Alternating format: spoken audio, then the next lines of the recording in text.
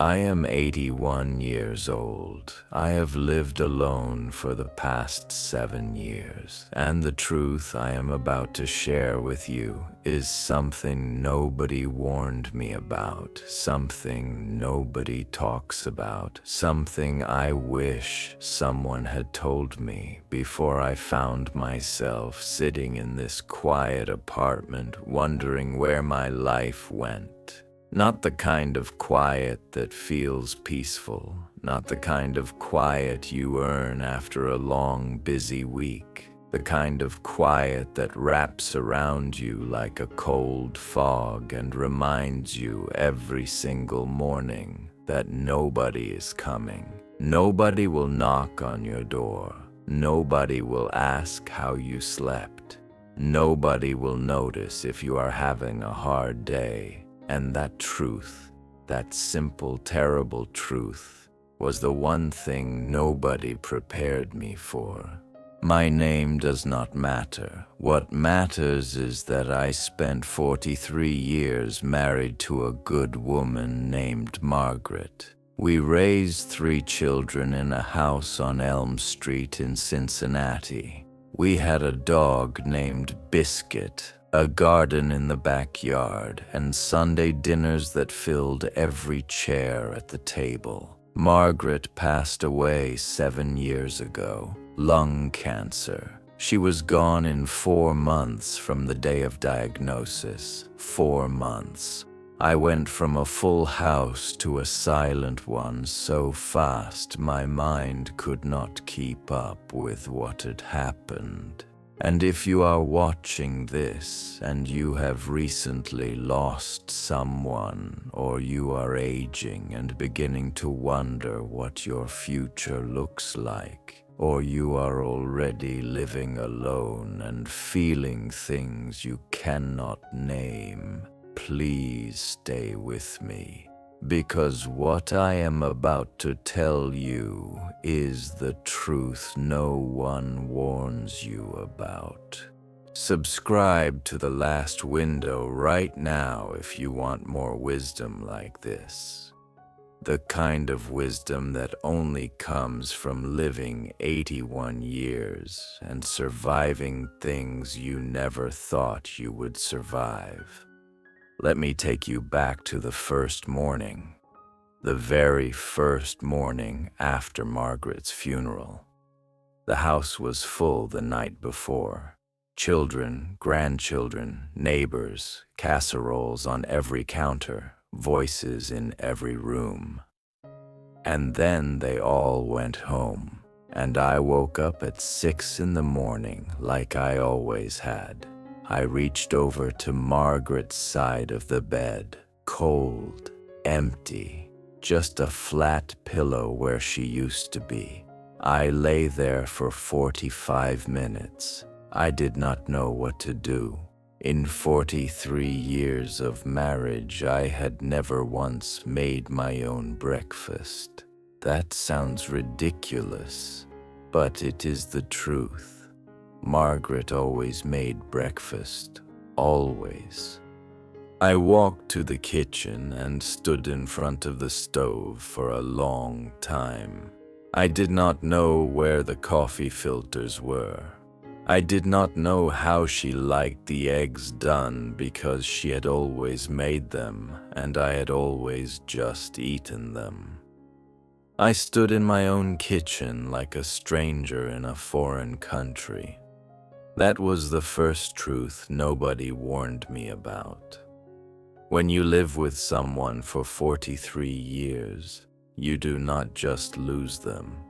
You lose the entire infrastructure of your daily life. Every small routine, every tiny task, every ordinary moment that you never once thought about because it was simply handled. Margaret handled things. I did not even know what she handled until she was gone and those things stopped getting handled. Bills I did not know existed. Appointments I did not know were scheduled. friendships with neighbors I did not know she maintained on our behalf.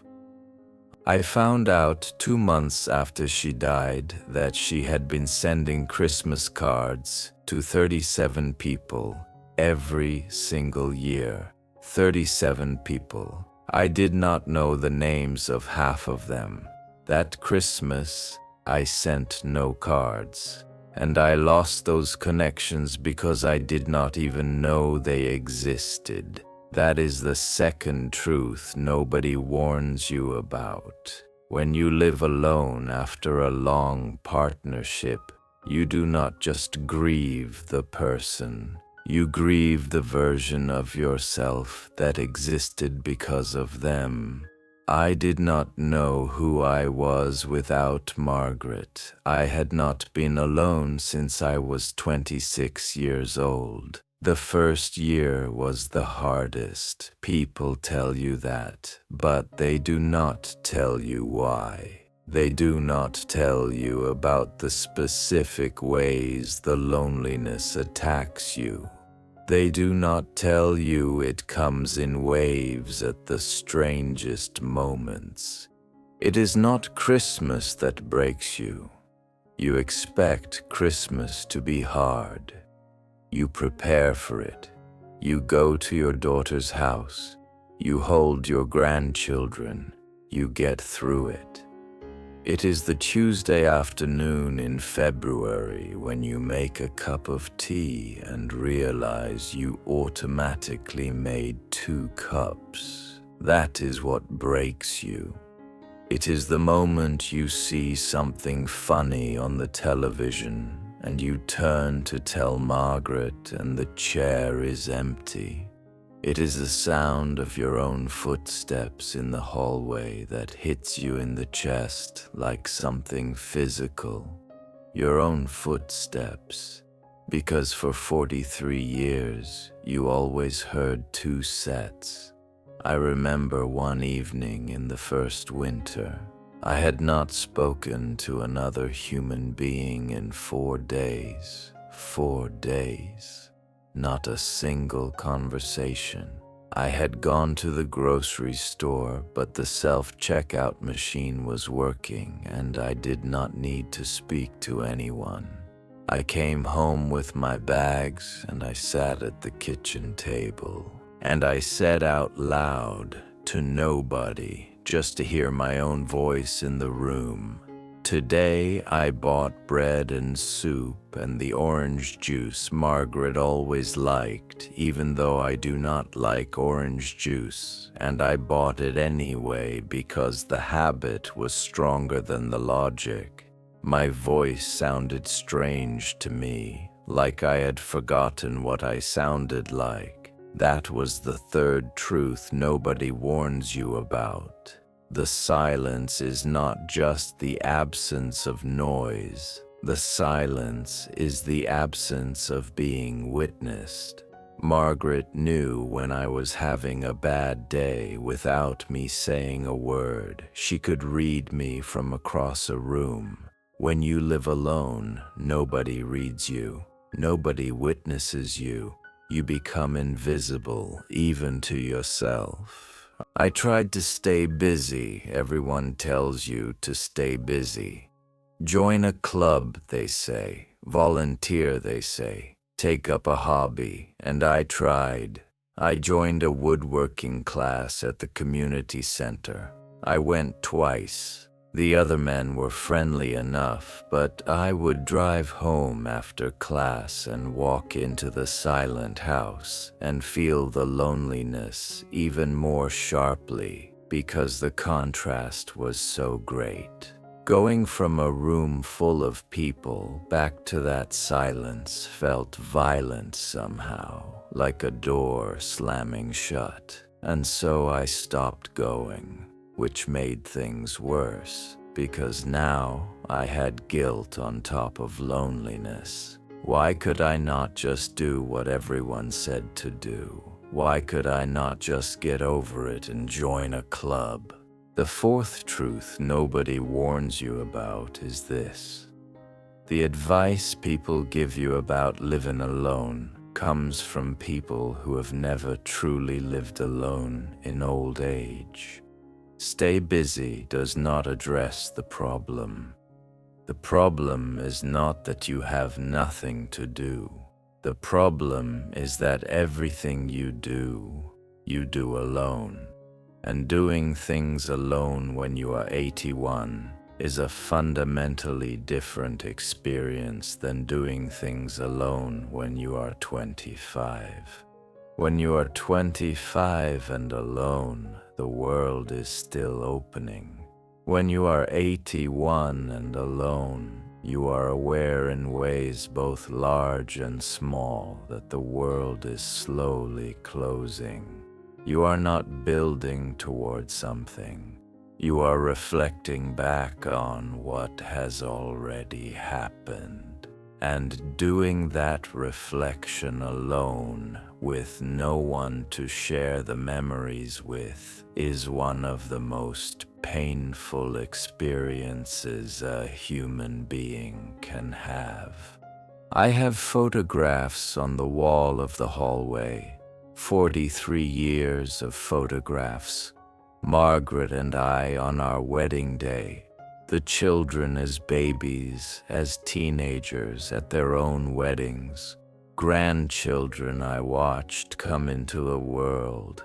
I walk past those photographs every single day, and every single day it hits me differently. Some days I am grateful. Look at what a beautiful life we built. Some days I am devastated. Everyone in those photographs is living their own life now, and I am here alone walking this hallway. Some days I am angry. I did everything right. I was a good husband, a good father, a good man. Why am I alone? And the anger surprised me. Nobody warned me about the anger. Grief, yes. Sadness, yes. But the anger that comes with living alone at 81 is something I was completely unprepared for. I was angry at Margaret for leaving. I knew it was irrational. She did not choose cancer. But I was angry anyway. I was angry at my children for having their own lives. They called. They visited when they could. They were good children, but they were not Margaret. And no amount of phone calls from good children fills the silence at 3 in the morning when your mind will not let you sleep and there is nobody in the house who knows you. The fifth truth nobody warns you about is what 3 in the morning feels like when you live alone at 81. There is a particular quality to that hour that is unlike anything else. Your body aches in ways it did not ache at 60. Your mind goes to places it did not go at 50. You think about the end. You think about whether anyone would notice if something happened to you. I fell one morning in the bathroom. I slipped on the tile and went down hard and lay there on the cold floor for 20 minutes before I could get myself up. And the thought that went through my mind while I was lying there was not about the pain. It was, if I cannot get up, how long before anyone knows? That thought, that specific thought, is something nobody prepares you for. The practical vulnerability of living alone at an advanced age. Not just the emotional loneliness, but the physical reality that you are one bad fall, one bad night, one medical event away from a situation where your safety depends entirely on whether someone happens to call or stop by. After the fall, I called my daughter. She wanted me to move in with her. I said no. I am telling you this because I want you to understand the complicated pride that goes along with living alone at 81. I did not want to be a burden. I did not want to lose my independence. I did not want to admit that I could not manage. That pride cost me, not in any dramatic way, but in the small daily ways that compound over time. I did not ask for help when I needed it. I did not accept the offers that came. And so I sat in this apartment being stubbornly, painfully independent when what I actually needed was connection. The sixth truth nobody warns you about is that independence and isolation are not the same thing, but they can feel identical when you are inside them. I told myself I was choosing to be independent. What I was actually choosing was to be alone. And there is a difference, a very important difference. Independence means you are capable of managing your own life. Isolation means you are managing your own life with no support, no connection, no witness. I was isolated and calling it independence because the alternative, admitting I needed people, felt like weakness. It was not weakness. It was wisdom I had not yet found. About 2 years after Margaret died, something shifted. My neighbor, a woman named Dorothy, knocked on my door. She was 78, also widowed, also alone. She asked if I wanted to have coffee, just coffee.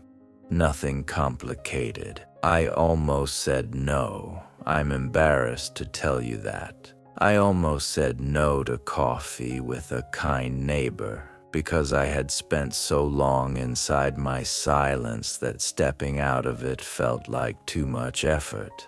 But something in me said yes, and that yes changed everything. Dorothy and I started having coffee every Tuesday and Thursday morning. Just coffee. Sometimes we talked. Sometimes we sat in comfortable quiet. But it was a different quiet. A chosen quiet between two people who understood each other. Not the imposed silence of an empty apartment. And slowly, through Dorothy, I started to understand the seventh truth, the one that took me the longest to learn. Loneliness at 81 is not a life sentence, it is a circumstance. And circumstances can change if you are willing to make even the smallest effort toward connection. I want to speak directly to you now, wherever you are, whatever age you are, whatever your situation is, because what I learned living alone at 81 applies to anyone at any stage of life who has ever felt invisible, who has ever felt that the world is moving on without them, who has ever stood in a silent room and wondered if anyone would notice the absence. Here is the first thing I want you to understand. Grief is not a problem to be solved. It is a process to be lived. Everyone who told me to stay busy, to join clubs, to keep moving, was trying to help me skip the process. But you cannot skip it. You have to go through it. The silence, the anger, the waves of missing that hit you at unexpected moments, the Tuesday afternoon with 2 cups of tea, all of it has to be felt. Not wallowed in, but felt, acknowledged, given space. Because the grief that is not properly felt does not go away. It calcifies, it turns into something harder and colder and more permanent. Here is the second thing I want you to understand. Connection at 81 does not look like it did at 40. You are not going to rebuild the social life you had when you were raising children and working and moving through the world at full speed. And you do not need to. What you need is not quantity. What you need is one Tuesday morning with Dorothy, one phone call a week with your son, one neighbor who waves at you from across the street and means it. Small, consistent, genuine connection is worth more than a full social calendar you attend out of obligation. Here is the third thing I want you to understand.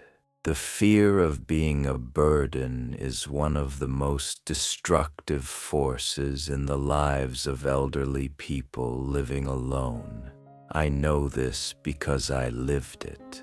I sat alone in this apartment with genuine needs, genuine loneliness, genuine fear, and I said nothing to anyone because I did not want to impose. But here is what I finally understood.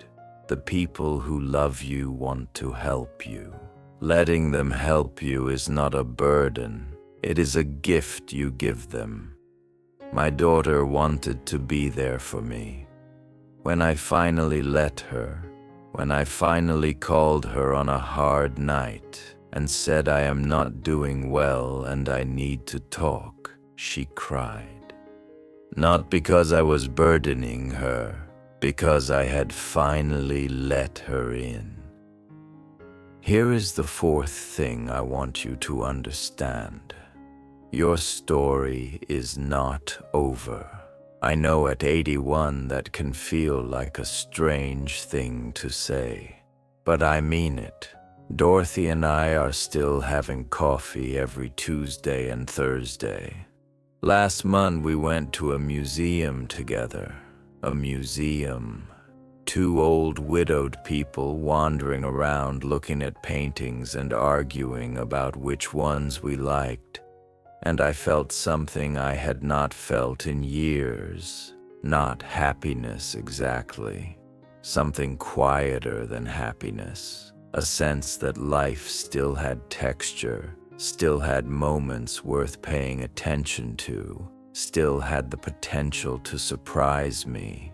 That sense, that quiet sense of life still being worth attending to, is available to you no matter how old you are or how long you have been alone. Here is the fifth thing I want you to understand.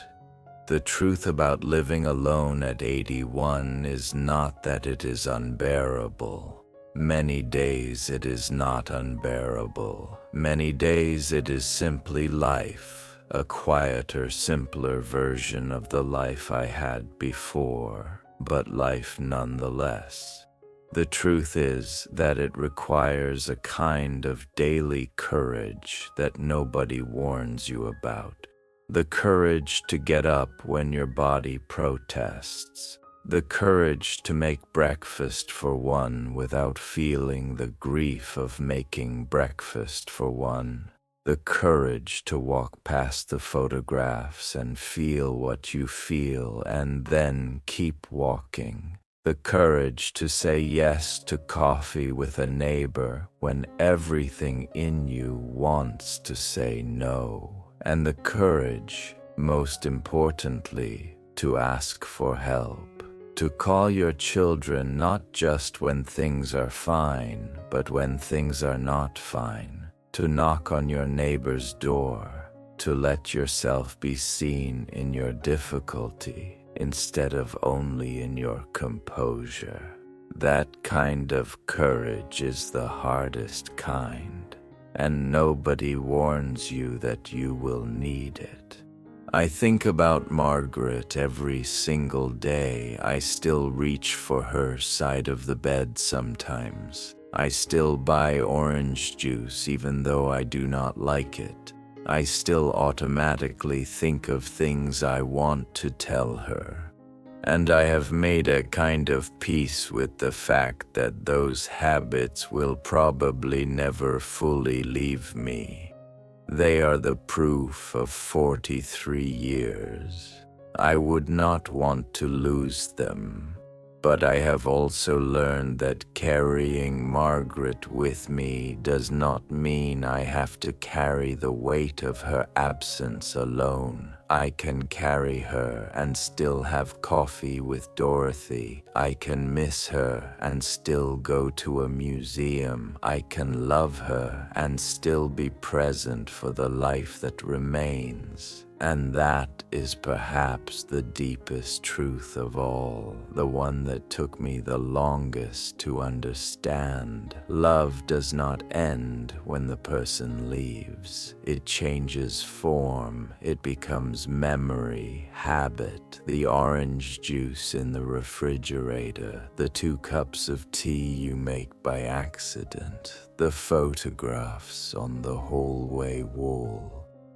And that love, that persistent, shape-shifting, stubborn love, is not a weight, it is a companion. It walks with you, it sits with you in the quiet.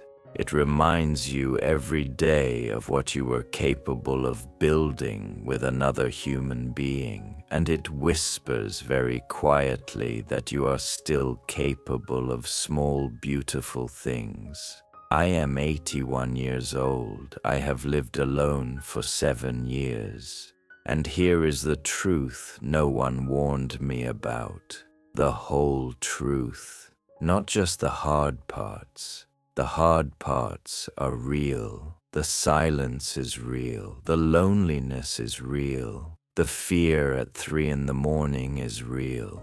The anger, the grief, the invisible feeling, all of it is real, and all of it is harder than anyone tells you it will be. But the other parts are also real. The Tuesday morning coffee is real. The museum is real. The phone call with your daughter where you finally say, "I am not doing well," and she says, "I know, I am coming." That is real too.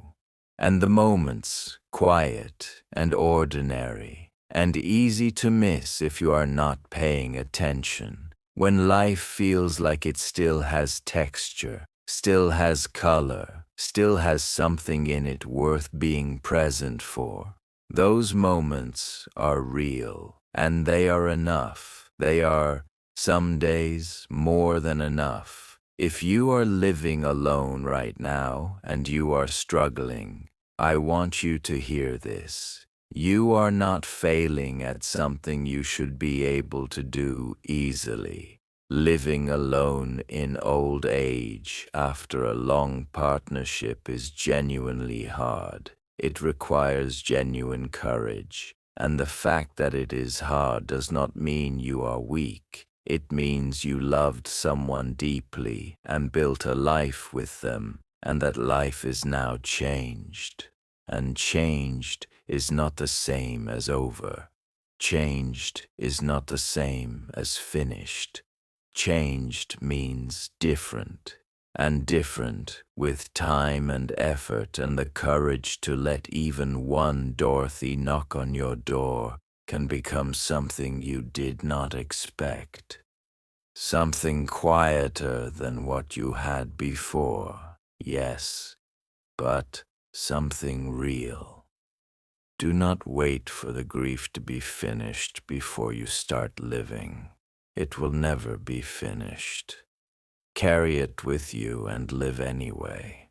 Make the 1 cup of tea and drink it slowly, and watch the morning light come through the window and find one thing, just one thing, in that moment that you can call beautiful. That is what I do now. Every morning, I make 1 cup of tea. I sit by the window and I find one thing to call beautiful. Some mornings it is easy. Some mornings I have to look hard, but it is always there. It is always there if you are willing to look.